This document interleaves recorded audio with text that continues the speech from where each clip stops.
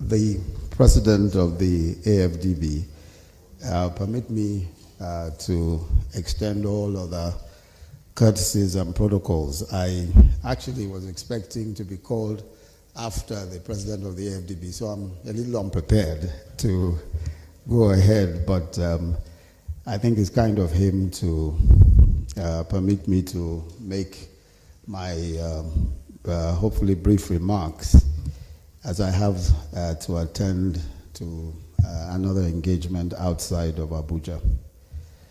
I'm delighted to welcome you all to Nigeria for this important African Economic Conference.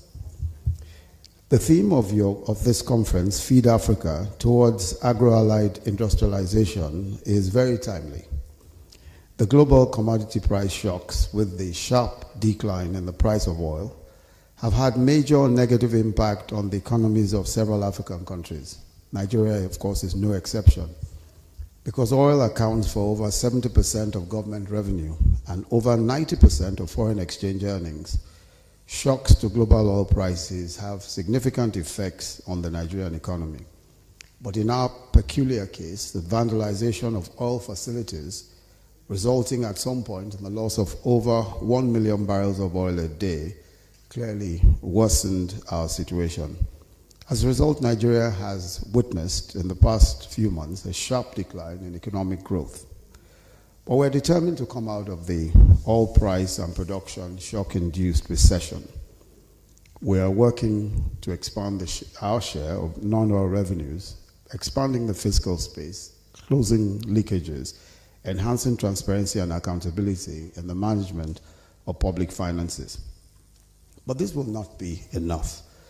Even when we get growth back on track, we must ensure that growth is inclusive and that it touches the lives of millions of Nigerians in rural areas who depend on agriculture as a source of their livelihoods. The key part of the solution, therefore, must be to rapidly raise the productivity of agriculture, reduce our dependency on food imports, and expand foreign exchange earnings from export-oriented agricultural products. Nigeria has comparative advantage in agriculture with vast amounts of arable land and good agroecological environments. And as a government, we are continuing policies to increase food production. The increased food output will help government to address food security and to provide decent quality meals for kids in school through our homegrown school feeding program. The government also, through its Anchor Borrowers Program, has launched a massive effort to expand rice production to reduce Nigeria's dependence on rice imports, which puts high pressure on our foreign exchange earnings. The private sector, of course, needs to play a significant role to link farm and agri-businesses, connecting food production, logistics, food processing, and agro-allied industries. As government, we are working on incentives to support the private sector in agro-industrial development. Just last week, I was at some factories, some agro-allied factories in Anambra State, and also in Lagos State. In Anambra State, I was at the Boko Bros plants. I was also looking at some of the work that's been done around palm kernel in some of the agro-allied factories in Ogun State. I also looked at the Honeywell food and agro-allied plant, where they have a sorghum flour mill and a feed mill as well. They're also doing a wheat processing mill there. In the same vicinity, Lad Group is doing possibly the largest shea butter plant in Africa. But I'll just talk a bit about just one example of some of the issues around the agro-allied type industries that we have seen and what exactly is happening in some of them. In about an hour from now, I'll be going to Kano State to visit the Sunny Dangote tomato paste factory, which is one of those private sector agro-allied efforts that we're trying to support. We had decided as part of our strategic implementation plan for this year to prioritize the processing of tomato paste so as to become self-sufficient in that particular product.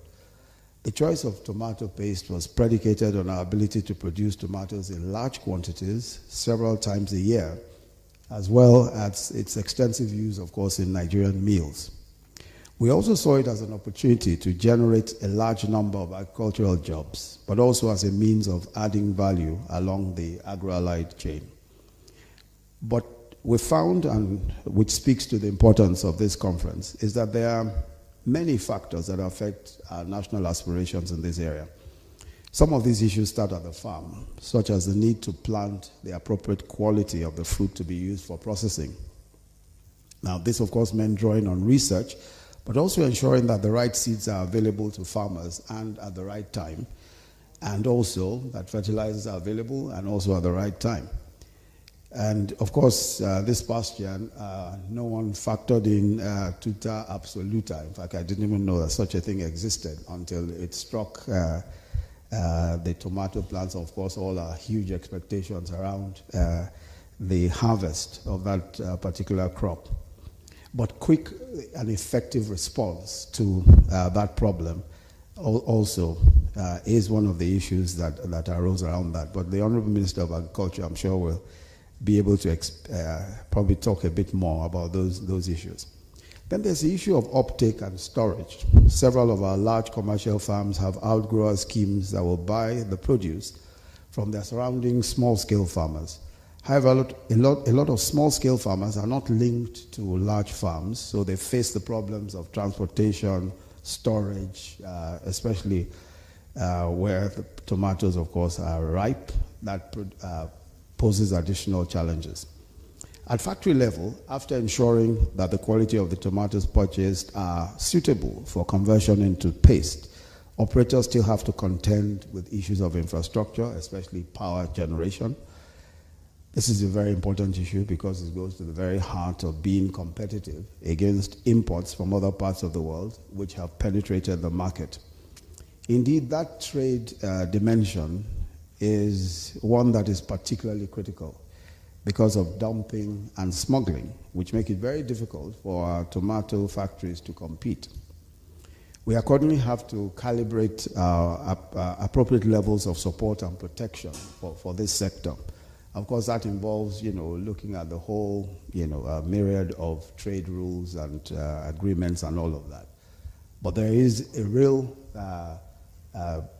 danger that even with the best efforts, with production and all of that, the tomato industry may not be competitive against imports and dumping and the fair amount of smuggling that's going on. So these are some of the issues, of course, that we have to deal with. Indeed, some of our manufacturers find it expedient to focus on packaging imported concentrate, which saves the trouble of trying to compete with tomato paste from abroad. But of course, that means that you cut out the farming community entirely. And really, that doesn't make sense from the point of view of our own plans to expand the agricultural base and at the same time, create opportunities around processing and the entire value chain. Another element which our tomato farmers experience, tomato farmers and tomato paste manufacturers have to contend with include the high cost of finance, which we're trying to mitigate through our development institutions like the Bank of Agriculture and the Bank of Industry. We also have a commercial farmers credit scheme, which is really for small-scale farmers, and access to that. We've been trying to expand the possibilities of access to that. Part of that is working through the Bank of Agriculture, trying to revitalize the Bank of Agriculture itself and, as it were, reinvent it so that it's much more able to give the kind of support, not just financial support, but also advice to the industry. I've outlined some of these issues in order to give a flavor of some of the issues that we're dealing with in just one agro-allied sector alone, and I expect, hopefully that the outcome of your discussions will throw more light and give policy prescriptions on some of these issues.